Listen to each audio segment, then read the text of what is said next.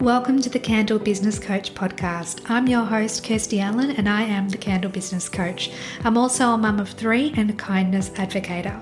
This podcast is all about making and selling candles, business development, and mindset, delivered to you with advice, inspiration, and motivation in a new episode every Friday. This episode is brought to you by the membership for candle makers, the Candle Makers Collective. Becoming a member gives you access to fortnightly online group Q&A coaching sessions to support you, monthly online workshops and trainings to help you grow your business, plus frequent expert guest speakers to inspire and teach you.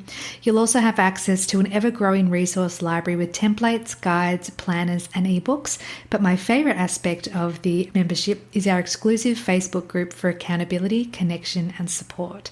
So if you're looking to take your candle business to the next level and learn more about the membership for candle makers, click the link in the show notes for the Candle Makers Collective.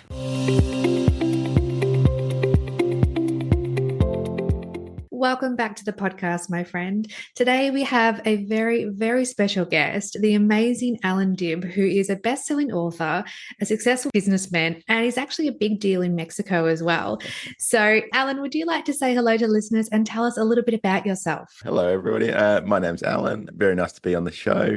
I'm the author of two books. One book is called The One-Page Marketing Plan. The other one is Lean Marketing, which came out pretty recently. Long story short, I help people simplify marketing and help them develop their own marketing capability and their own marketing skills. So both individuals and businesses. So we help people essentially get better at marketing and do it in a way that's simple and easy. You convey your information and you convey marketing in a way that's easy to digest, and it's not like you take away the complexity of it, which I think is really important because it's, we love as humans to overcomplicate things and to, keep busy but not actually be productive. And when my book club and I read the one-page marketing plan, we just loved it. We thought it was just so well written and so well structured and made the process of actually implementing the information that you share and putting it into action so much more tangible and feasible. And I think when you can make things simple and make things easy for people, they're more likely to take action, more likely to take inspired action. So I highly recommend everyone read the book, and we'll certainly be talking about that throughout today's episode. But for the listeners that have yet to hear of your book, The One-Page Marketing Plan, how would you describe it? The One-Page Marketing Plan was a process long before it was a book. So where it came about is when I started my coaching and consulting business. So this was after I'd had several successful businesses in the past. And one of the things I wanted clients to do was put together a plan, because that had been incredibly helpful for me in my past few businesses, and start to put together a marketing plan. And of course, I got a lot of pushback. It's like, too difficult, don't know where to start, need to hire a consultant, all of that sort of stuff. So I created a process that would make creating a marketing plan really easy and simple, that would cover the major things that we need to think about from a marketing perspective. And I put that together in one page, and it looks like this. If you're watching this, or if you're not watching, if you're just listening, it's basically a single page with 9 squares. So I call this the one-page marketing plan canvas. And in about 20 to 30 minutes, most people can fill that in and get a lot of clarity that they didn't have before in terms of their marketing. So we cover things like, what's your target market? What's a message that your target market's going to really resonate with? What media are going to be used to reach them, and so on. So it forces you to think through those things, and also forces you to do it in a very succinct manner. Like, it's all literally on one page. And it being one page means that it's easy to share. It's easy to update when you get better and more information. It's something that you and your team can all be on the same page with. If you work with external vendors, a pay-per-clicks person or a website developer or something like that, you can share that plan very easily. It doesn't have to be a big, long, complicated plan. So that process worked incredibly well for my clients. And so I basically documented the whole thing in the book, The One-Page Marketing Plan. And obviously, it is one page, and sometimes I get the joke, hey, why did you need a 200-page book to describe a one-page plan? But like a lot of simple things, there's a lot of depth, and there's a lot of things to think about and consider. So I put it in book form, and it's been incredibly successful. I think we're almost at 1 million books sold and many millions of entrepreneurs impacted. So I'm incredibly proud of that. Amazing. And just to think, it started off with a problem that Yeah, you figured out a solution for and then shared that with the world. Like it's that's exactly right. worldwide. I think I read that there's over 30 languages that it's been translated Yeah, into at this point. I think it's over 35 languages now we get. Wow. Yeah, so I hear from people literally all over the world. I think one of the languages is in Mongolian. Oh, Who ever wow. thought I'd have my book in Mongolian, but here we are.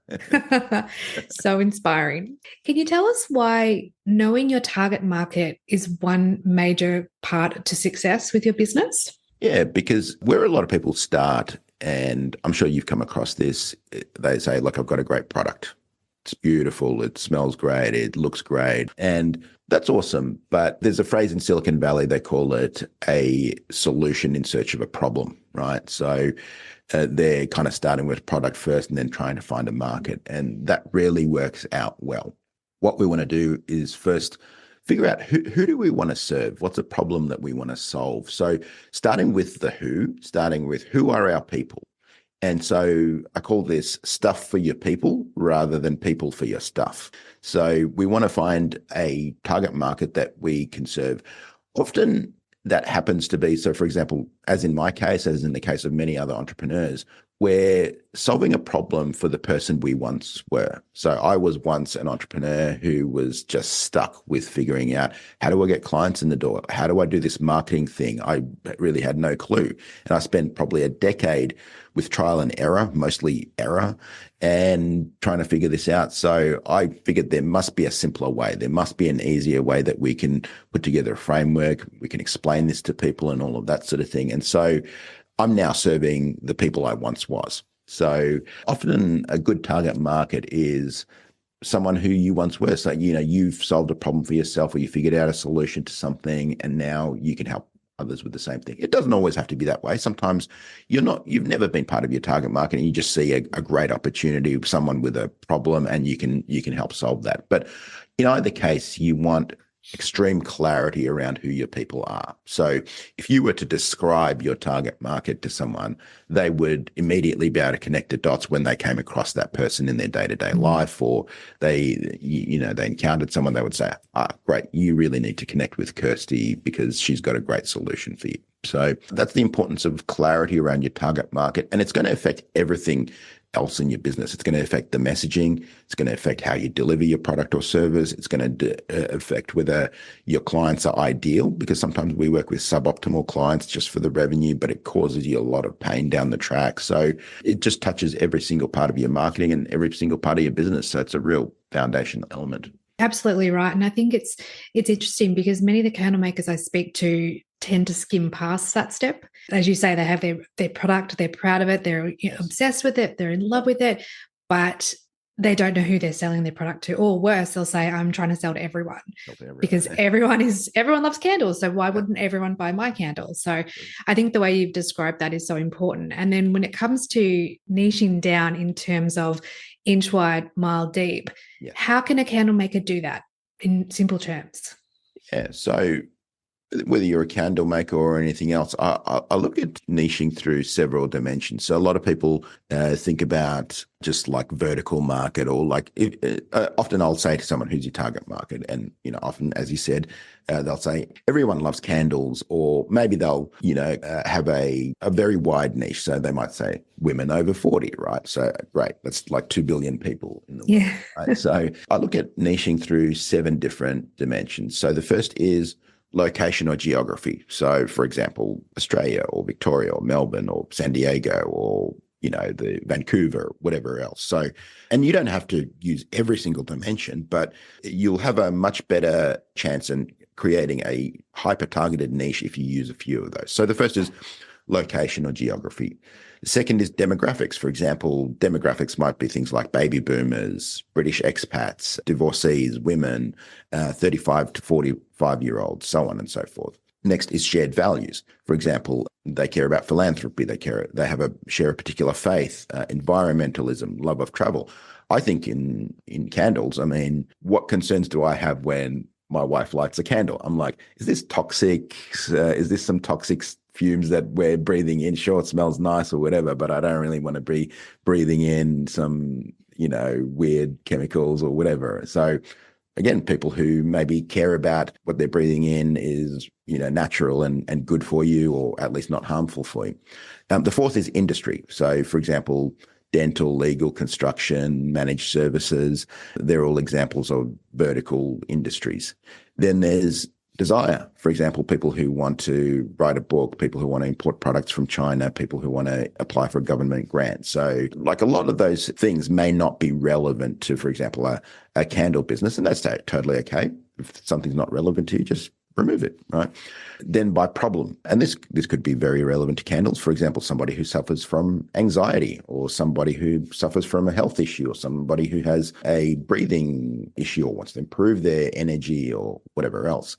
And the seventh is trend. So what's a trend that's happening right now? So for example, when I think of some of the current trends, things like secular spirituality, medicinal psychedelics, artificial intelligence, biohacking now. So you can think of those 7 ways to niche as different dimensions, and having a multidimensional way that you niche can be really, really powerful. So then you can really, really target a very specific market. Yes, incredible. I'm sitting here nodding, which the listeners obviously can't see, but I love how you break it down and define it in different ways to make it. I mean, when someone's listening to this, they'll probably think, okay, that's a lot. I hadn't thought about it like that, but that's good. Yep. We want to shake up their thoughts. We want them to try something different rather than everyone's my target market, or just women over 40, or something that's quite broad. So I love the way you've described that. And in the book, you very much go into detail about niching as well. And I think that's something that many people skim past or don't think applies to them. But when you really deep dive into it, there's a lot, as you said, there's a lot of depth there. So it's really interesting how you phrased that. Now, when it comes to having a candle business or any product-based business, how do we stand out or be unique in the marketplace? One of the things, and it kind of gets back down to target market and niching, is what problem am I solving? So, I mean, I'll put that question back to you. What kind of problems can we solve with a candle? It's very much about promoting that, at least this is how I did it when I had my candle business, promoting that self-care, that relaxation, that time for self, time for making memories with family and friends. So it's about the feel-good emotions and wanting to enjoy life in the present rather than, always thinking about the future or worrying about the past. So for me, it was about how do I emphasize self-care and taking care of yourself and your family using the products that I was selling. And that seems to be a common thread amongst many of the candle makers that I coach and speak to. But if there's so many that have that same thought, then how do we stand out amongst that? I think even within that, I would look at what specific problem do I want to solve. So I'll give you a few scenarios as someone who really knows almost nothing about candles, right? For example, you might use the type of candle where you just want to make dinner a little bit more romantic, right? Create a little bit of atmosphere. Then you might have a candle that's specifically more for the aroma, for you want a beautiful smell or whatever. Then you might use a candle in a more spiritual sort of context where you want to connect with something spiritual.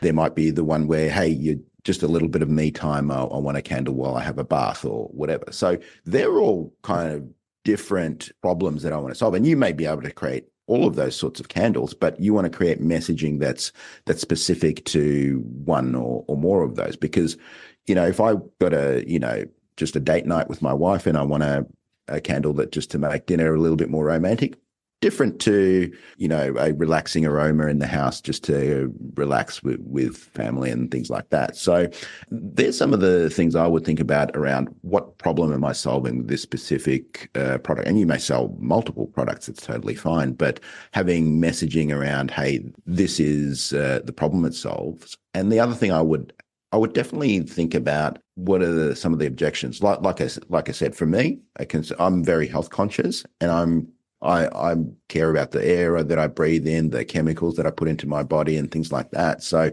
messaging around, is this okay?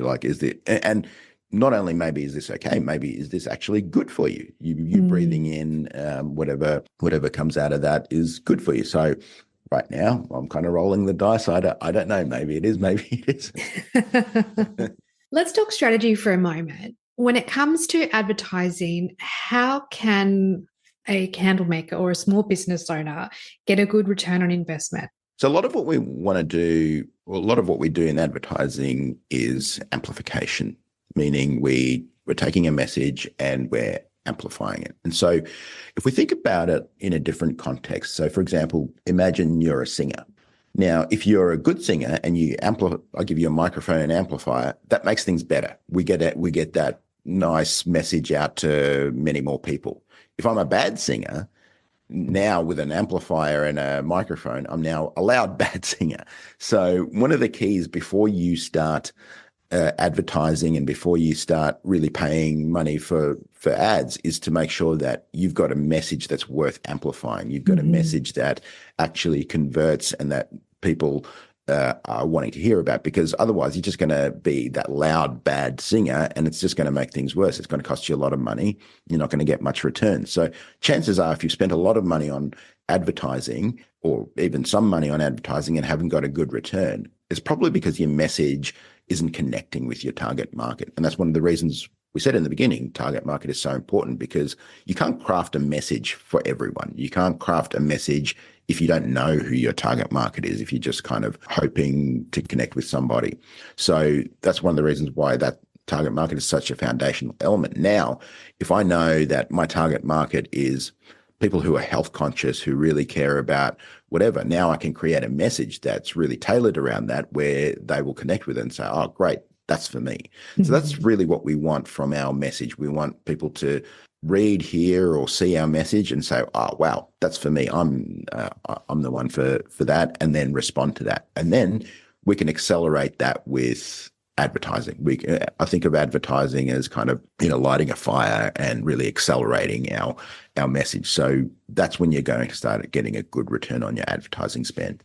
So interesting when I come across ads for candles from candle makers, and they're very generic. There's no real basis or foundation. And I wonder the same thing as in who are you trying to target? Yeah.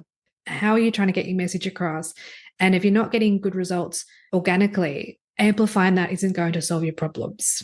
That's exactly right. Yeah. And then if you are positioning yourself just generically, it defaults down to price.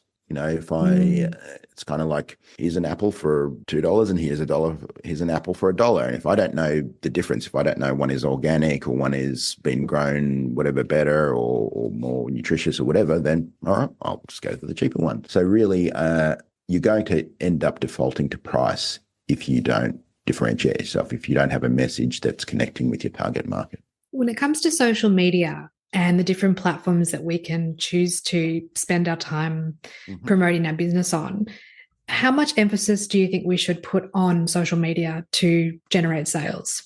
You need to figure out, where are your target market hanging out? And sometimes there can be a bit of a pattern interrupt with, I've seen people who typically are not selling business services do well on LinkedIn, and conversely, people who aren't really selling lifestyle stuff doing well on Instagram and so on. I would start with choosing one platform that you really like and connect with. So for example, if you love writing more than really creating video or content, then you might use Twitter or LinkedIn a little bit more. If you love creating visual content, then YouTube or Instagram or TikTok might be it for you. If you prefer short form, maybe Instagram Reels or TikTok. If you prefer longer form, maybe YouTube videos. So because content is such a long game, and it's unlikely you're going to get amazing results quickly. So it's something that you want to stick with pretty long term. So you want to do something that you know you will stick with. And so in the beginning, I recommend choose just one platform, whatever you connect with most, and especially obviously a platform where your audience exists. And then create content daily, and then just get better every day. It sounds simple, but it's very, very hard to do. But over a period of 1, 2, 3, 4, 5 years, you will build an enormously valuable asset and an engaged audience if you keep doing that. So true. I remember reading in your book that as you spoke about how out of a group of people that want to appear on social media, for example, only a small percentage will do the next step, and then only a small percentage will do the next step. And if you can create content for, I think you mentioned 700 days plus, like 700 plus days, you'll be in such a small minority where not many people will be your true competitors, which is just an incredible thought. But you've got to have that consistency, that self-discipline, build the habit, and have that long-term vision, which can be a little disheartening when you post something and nobody likes that comment, or nobody likes that content, or you don't get an instant sale even though you said your product was available on your website. So it's just reassuring and refreshing to hear your take on that. Yeah, and you've also got to decide whether it's worth the price, right? So because it is a big commitment to post daily, it is a big commitment to get better long term, and you may decide, you know what, that's just not for me, and that's totally fine. You'll figure out some other medium like paid ads or email or whatever else. So it's not necessarily that everybody has to be on social media and you have to be there and you have to post all the time, because there is a big cost, both in terms of financial cost, but also in terms of time, money, effort, and all of those sorts of things. So you need to figure out, is this something that I actually want to commit to? Because generally speaking, what most people do is dabble. Every now and then they'll post a little bit of a post, they'll pick a picture of their dog or their lunch or whatever, and nothing wrong with that if it's just for your family and friends and for messing around a little bit, totally fine. But if you're thinking of it as a genuine media asset for your business, then that's a totally different ball game that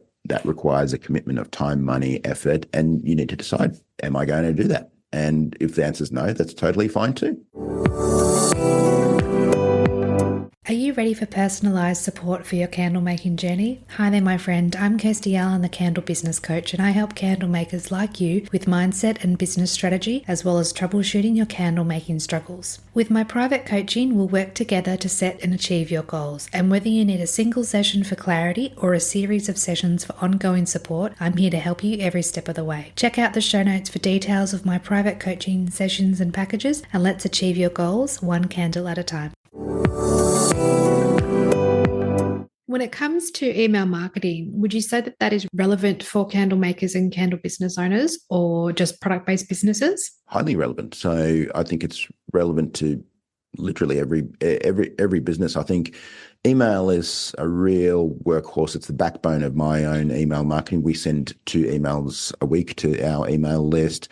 I know some people who send emails daily or even multiple times a day. Depends on your business and in your industry, of course. Probably in the candle business, you don't want to be emailing people twice a day. But in some circumstances, when you've got a promo, or you've got a new release or a launch of a new product or whatever, it can be totally appropriate to email people multiple times a day and have a launch sequence. But certainly, I think for most businesses, including candle businesses, I would connect with your audience at least once a week. So, and a lot of people have concerns that, hey, if I email often, people will unsubscribe. True.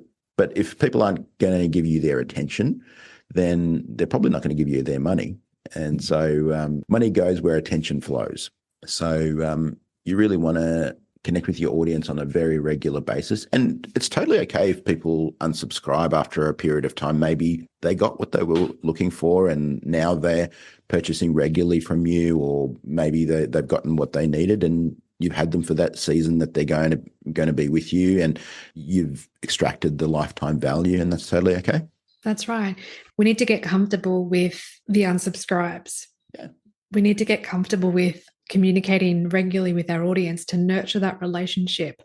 Because if you're only contacting your community when you've got a sale, or when you're promoting a product, or when something comes, like a new product launch, the time between those communications can be so far apart that they forget who you are, and they think, okay, well, this could be a spam email. I'll get rid of it. I'll delete it. I'll unsubscribe anyway. So, it's interesting how email marketing, I feel, is really relevant, and yet there is this fear around, what will people think? How will they react? And will they leave my candle world? Yeah, and I mean there are some product categories where I've subscribed for a while, maybe while I'm making my buying process, where I'm thinking about what version of the product or what type, and then maybe I've stayed subscribed for a few weeks or a few months, and then I'm done with that. I move on. Other product categories that I absolutely love, I stay subscribed forever, and I'm a fan, and I want to see what their new products are. I want to see any news or whatever's happening, and so I'm kind of like a hyper fan, and I stay subscribed. So it depends. Some people will be with you for a season, and some people will be with you for life, and both are totally fine. Mm-hmm. How can candle business owners generate trust with their community? One of the best ways to generate trust from a marketing perspective is proof. So overwhelming proof. And generally with most product businesses, that's testimonials, that's reviews. So one of the things that we have on our website, we call it a wall of love, where there's just reviews from people, there's video testimonials, there's text testimonials, there's past clients that have worked with us. So people seeing social proof, that's such a powerful thing. And candles being such a visual element, seeing those in, a photograph in someone's home, how it's being used, all of that sort of thing.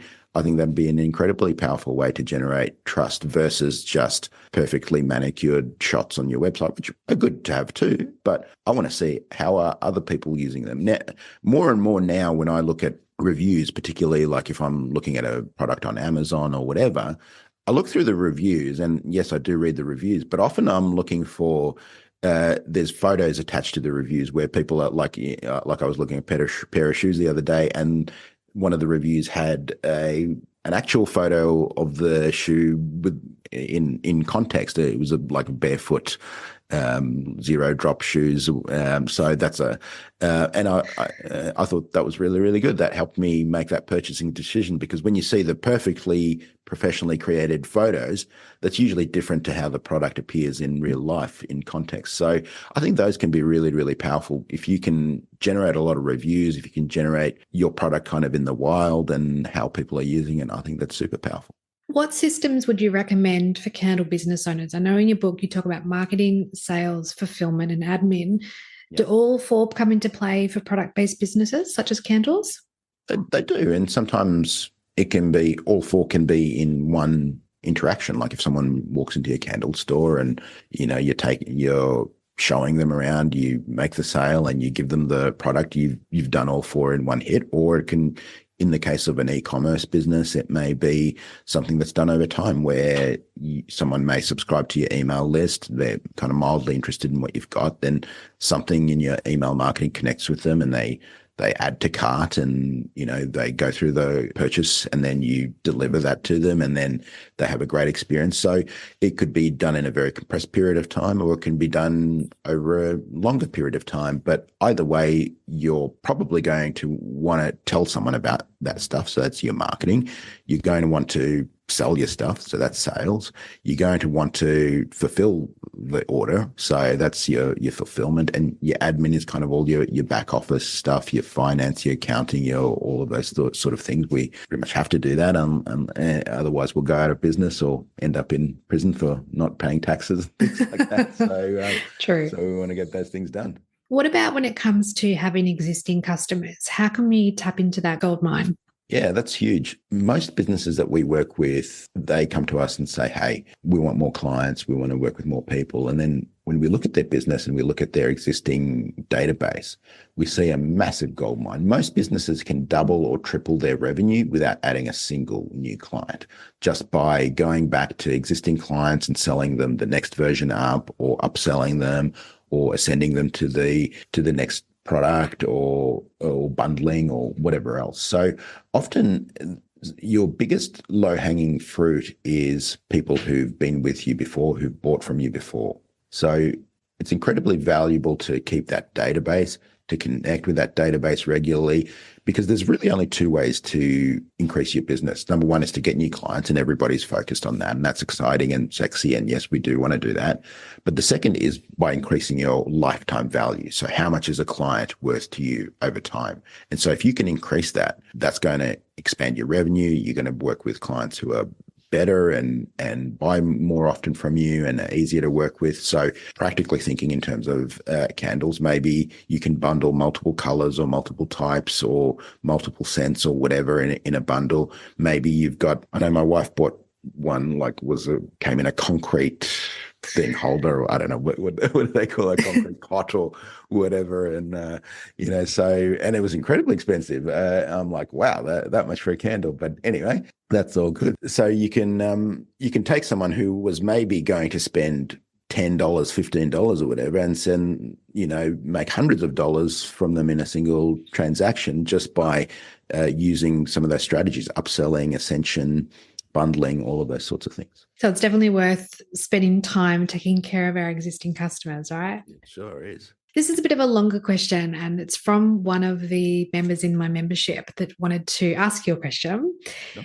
In the early stages of building a business, for example, the first 6 to 12 months, is it more important to give the impression of success in your marketing and prioritize everything, having everything super slick, like your website, your branding, your packaging, or show a more realistic side and show the journey of how you're progressing with your business? I think more and more showing what you're doing, the journey that you're on, especially on platforms like shorter form platforms like TikTok, Instagram, Reels. Like I've been watching, there's an Australian guy, he's starting a fashion brand, and, he talks about sourcing materials, hey, there's no more of this manufacturing in Australia, so I'm going to have to do it overseas and all of this. And a large part of, he can't stock thousands of, items in his inventory. But that's actually a selling point. He's like, we only have 50 of these, and he does like a drop, and they sell out every single time. So I would see that you being small and you starting out and being a little bit scrappy and talking about your journey, that's a huge advantage in many cases rather than it being disadvantage.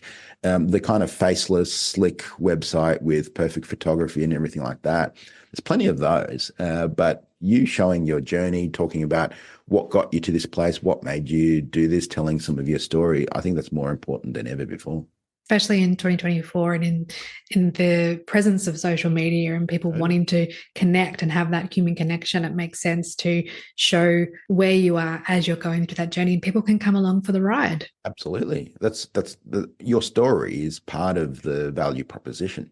True. What do you think is the biggest struggle for product-based businesses? A lot of times it's differentiation. So when you have a product differentiating from the other products, and often it's not even a matter of differentiating. Often you are different, but it's communicating that differentiation. So that's where a lot of businesses struggle. So they know they're different. They know, hey, our stuff is better. It's more organic. It's whatever it is, but communicating that and communicating the value of that. So someone's only ever going to pay you more money if they perceive that that value is higher. So you need to really figure out, how do you communicate the value of what you do? And that really comes back down to your messaging. So can you create a message that's really powerful, that's going to connect with your audience, where they actually see the value of what you do?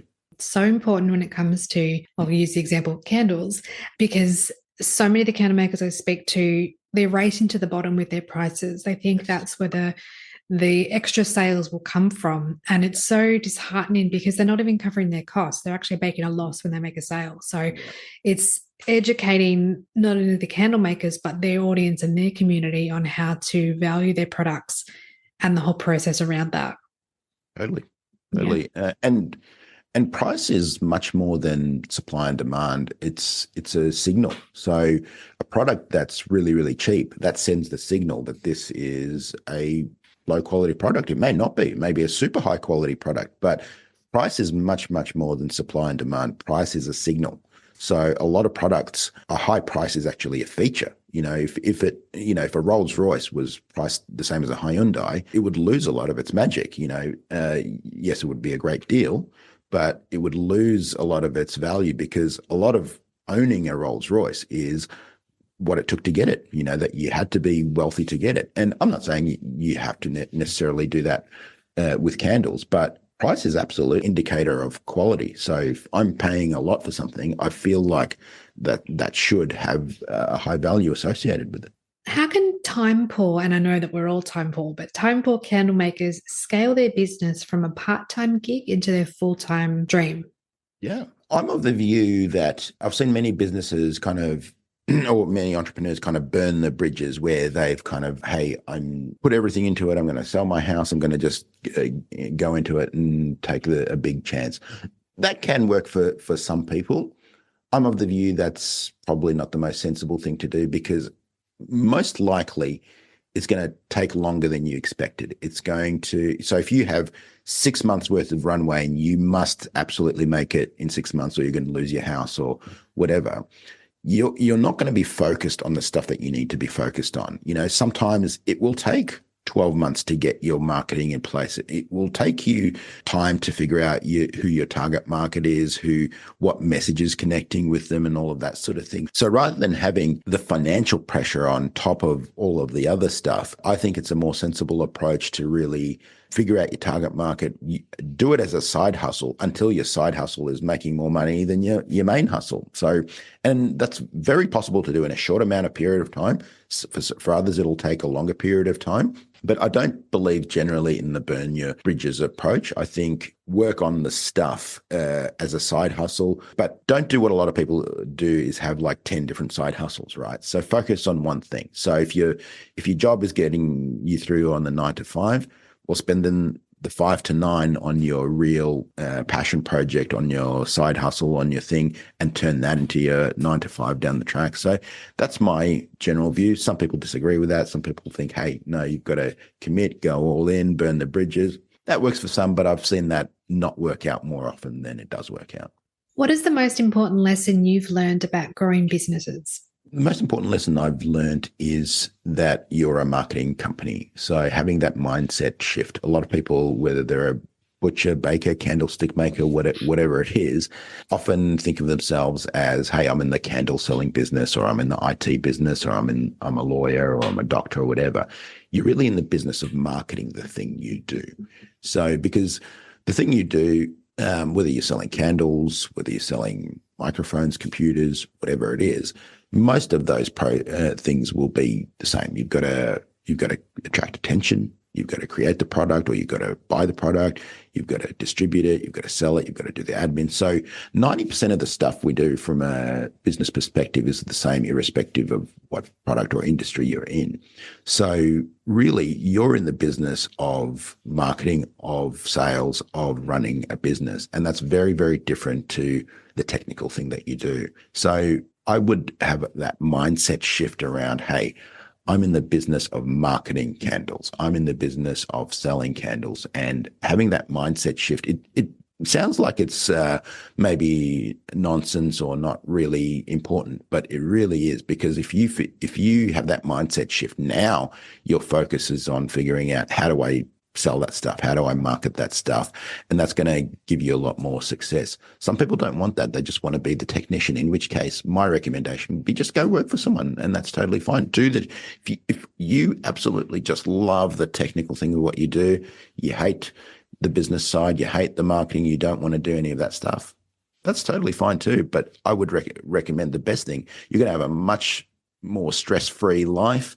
You're going to enjoy things much better because you just get to do the technical thing that you love to do, and then you don't have to worry about all the other stuff that you hate doing. And then you can outsource if you do want to still run the business.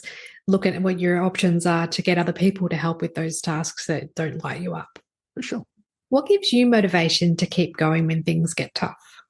Look, for me, it's just seeing some of the transformations that happen. I love this business because I work with entrepreneurs who have maybe either flatlined in terms of their revenue, or entrepreneurs even who are doing extremely well, but we apply some of the things that we do together, and it just gets them an exponential result. And just seeing the changes in people's lives and businesses, because let's face it, if your business is struggling, that's going to affect all other aspects of your life. That's going to affect your marriage. It's going to affect your family. It's going to affect all of those sorts of things. But if your business is thriving, you're doing amazing revenue, you're doing good profit and all of that, a lot of the other things in life get unlocked and get easier. So, if you've got a problem that money can solve and you've got money, you don't have a problem. I love that. That's so true. How do you define success? This is a question that I've asked every guest that I've had on the podcast, and everyone has a different answer, but I would love to hear your take on it. For me, it's living life on my own terms. So that to me is that's how you've been successful. And for some people, that living life on their own terms means just working on their business 80 hours a week. For others, it's having a balanced lifestyle. So I believe in what I call the Goldilocks zone. So I think almost everything we want in life, whether it's time, whether it's money, whether it's family or love or whatever, there's that Goldilocks zone where it's not too little, not too much, it's just right. Almost anything, a lot of people have this kind of childish approach that more is always better.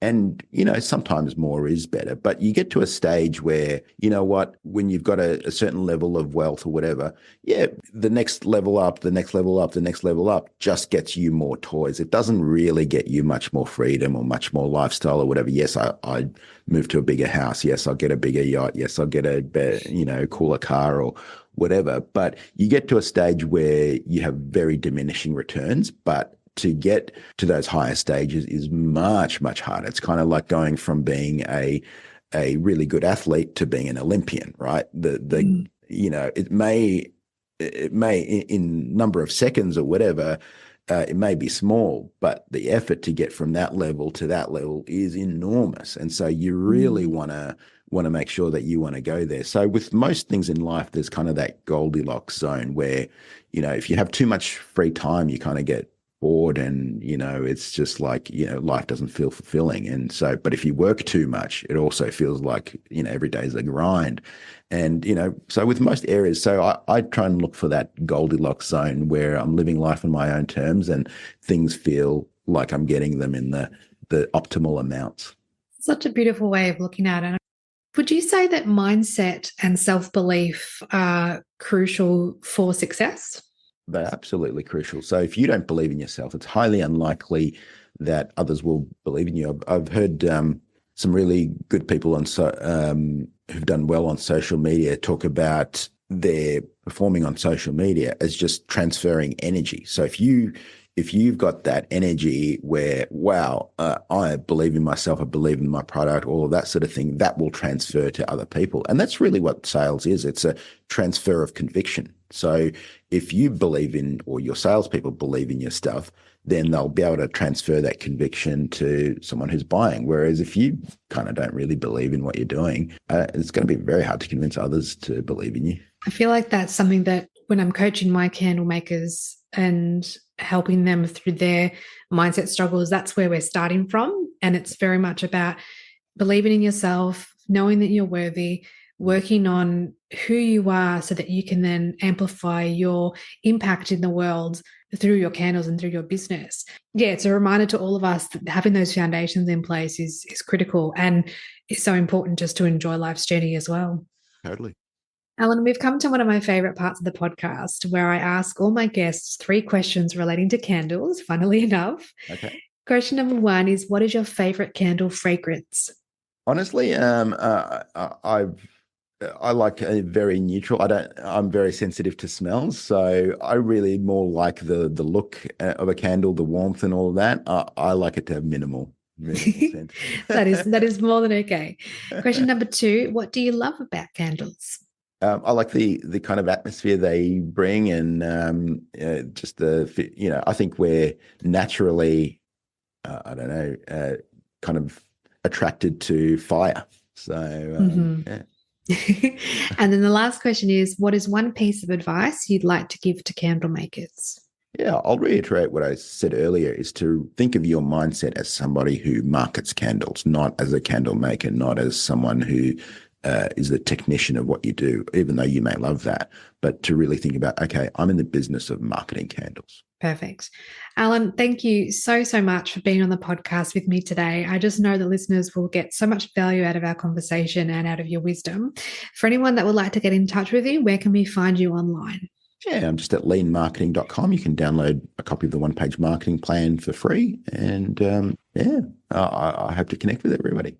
Beautiful. Thank you so much. It's my pleasure. Thank you, my friend, for listening to this episode. Check out the show notes for all the links mentioned throughout the conversation, and please subscribe to the podcast so you don't miss any future episodes. And if you're feeling inspired, I would love it if you would write a review for the podcast and give a 5-star rating.